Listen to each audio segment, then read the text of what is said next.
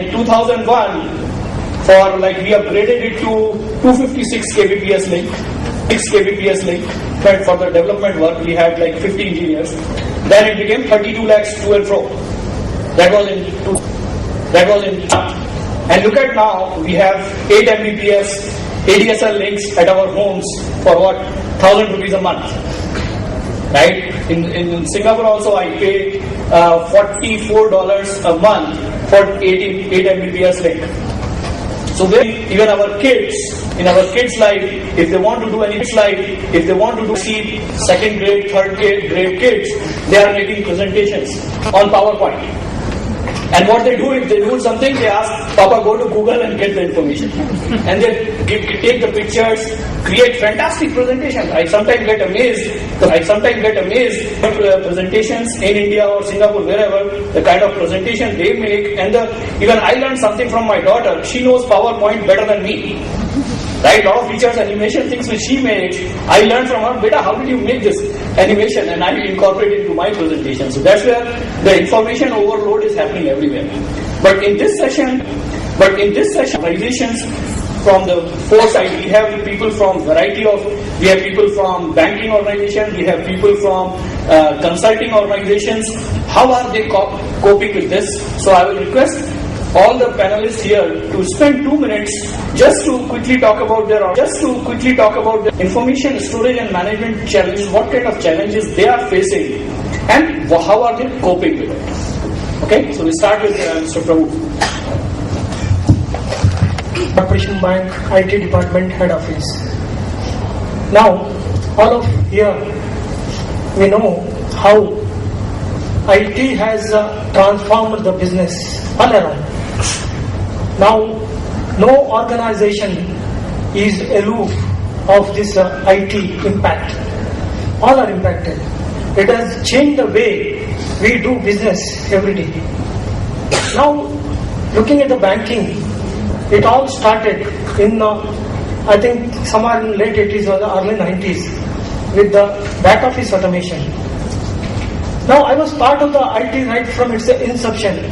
I have seen the total transformation, how we have, chosen or how we went along. Now, during the early days, we were talking only in terms of megabytes of storage. So in the mid-90s, we started front office automation with the total branch automation. Now, these were all islands of information, because this mainly used to be the server based at each unit. Now come early, that is this decade, current decade, we started what is called as the core banking solution or the centralized banking model, where all the data and information move to one direction in one single place. Now this is a very big revolution as far as IT and banking is concerned. Now today, if you look at this core banking solution, it has changed the entire banking operations. Now today, the customer has not remained the customer of a given branch. Now he has become the customer of the bank. He can bank from anywhere. Right. Now, see, in the mid-90s we were talking in terms of this megabyte, and it moved to gigabyte. Now it is a terabyte.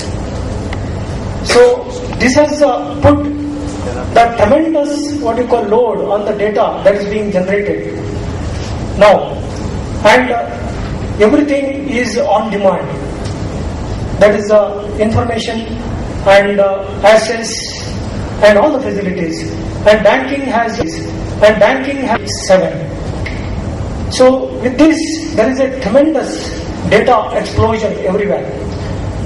And today we talk in terms of terabyte of storage in our data centers. But where are we? This is not the end of the road. We are still traversing in the middle of the road, because data explosion is on and on. Now, if you look at my own organization, what we have done is a transformation of transactional banking. still we are doing this other automation process, workflow automation, HRMS, and we have accumulated huge amount of data over the years. And what is this data all about? Data is of no value unless we derive the business information out of it. This data need to be used for the business benefit, for doing more operational efficiency and what you call as profit generation. Right. Now, see, in the days to come, see, our bank, my bank is totally on core banking 100%. Now, we are adopting what is called as this paperless model, where we have to go in for total process automation, workflow automation, document automation, and all these things. And many of you may be here knowing that image-based check processing has already started. It is implemented in Delhi. It is based on the images of the check.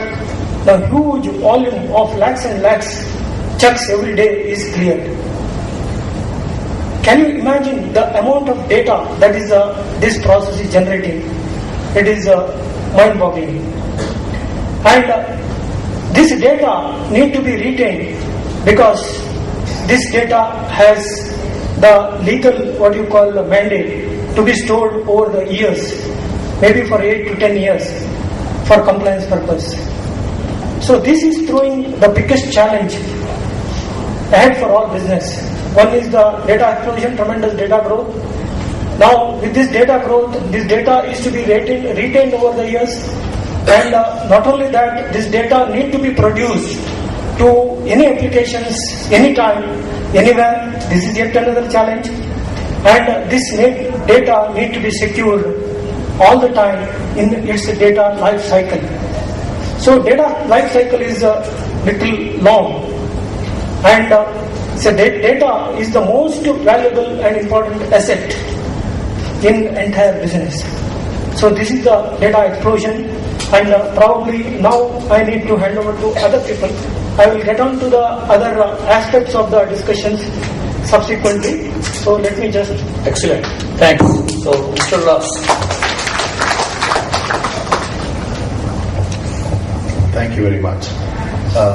I represent a company which is the leading company in IT in India, TCS. I think the presentations that we saw this morning and later in the afternoon, excellent presentations, gave us a very good perspective, and I don't think I need to repeat it.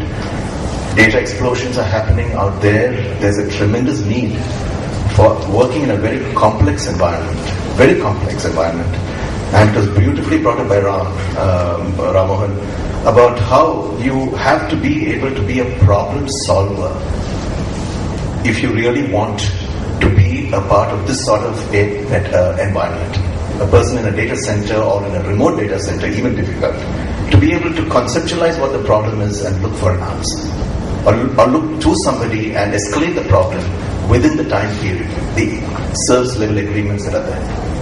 And interestingly, I have got more than 25 years of experience. I started off coding in COBOL in a company called BHEL, long back, before I moved into the IT sector, so to say. In my experience, what I've seen, and that is very interesting, I want to just bring a few perspectives that I can bring from my experience, is that there is a trend, a move, for people to move from people who have done coding, maybe in the first few years in IT, to actually go and take up support services type of engagements. The demand is there.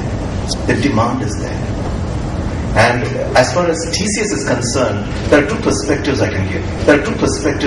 It's a company of about 120,000 associates. That's what we call our employees. We have 120,000 employees. We have 120 across the world. We have close to 10%. Of our people who are non-Indian origin. They are from Argentina, Chile, US.